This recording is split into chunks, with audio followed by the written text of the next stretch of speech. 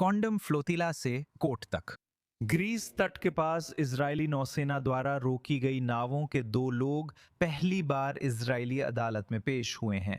वे Brazil के नागरिक Thiago अवियार और स्पेन के नागरिक सैफ अबू केशेक हैं। अगर आप जरा गुरुवार को याद करें तो आपको याद होगा कि ये नावें ना तो इजराइल पहुंची और ना ही गाजा, जो कि उनकी नियोजित मंजिल थी, उनके पास बहुत ही कम मात्रा में सहायता थी। लेकिन उन्हें ग्रीस के तट के पास रोक लिया गया था और उन नावों से 175 लोगों को उतार लिया गया और उन्हें ग्रीस से वापस भेज दिया गया, जबकि 2 लोगों को आगे पूछताछ के लिए इजराइल ले जाया गया और ये वही 2 लोग हैं, थियागो और सैफ।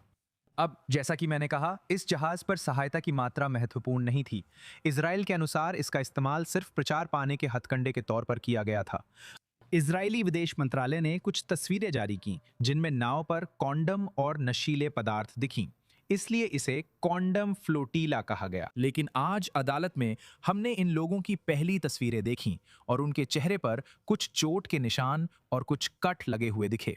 उनके वकीलों के अनुसार जेल में उनके साथ बुरा व्यवहार हुआ है, उन्हें पीटा गया है, उनकी आंखों पर पट्टी बांधी गई है, उन्हें फर्श पर घसीटा गया है और वे अपनी भूख हड़ताल पर हैं। और उनकी हिरासत का कारण जरूरी नहीं कि खुद फ्लोटिला से जुड़ा हो।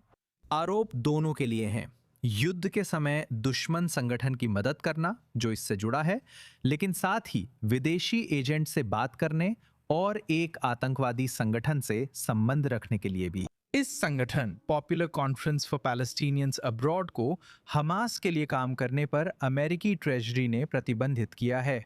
दोनों व्यक्तियों ने इन आरोपों से इनकार किया है और उन्हें कम से कम 5 मई तक हिरासत में रखा गया है।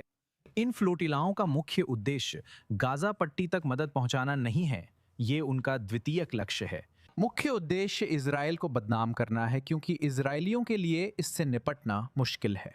कार्यकर्ता नाव पर आ रहे हैं, वे कहते हैं कि उनका इरादा अच्छा है, गाजा के लोगों को मदद पहुंचाने का, जो फ्लोटिला में शामिल लोगों के अनुसार इजरायली नाकेबंदी से जूझ रहे हैं।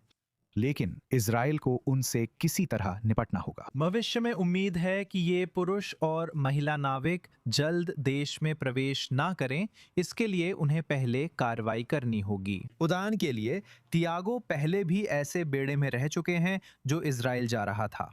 इस बार वो खुद इजराइल में नहीं पहुंचे थे, उसे अदालत में पेशी के लिए इजराइल ले जाया गया, जिससे इजराइल को उम्मीद है कि ये निवारक साबित होगा। हालांकि पैरवी के नजरिए से ये देश के लिए एक बहुत ही पेचीदा स्थिति है।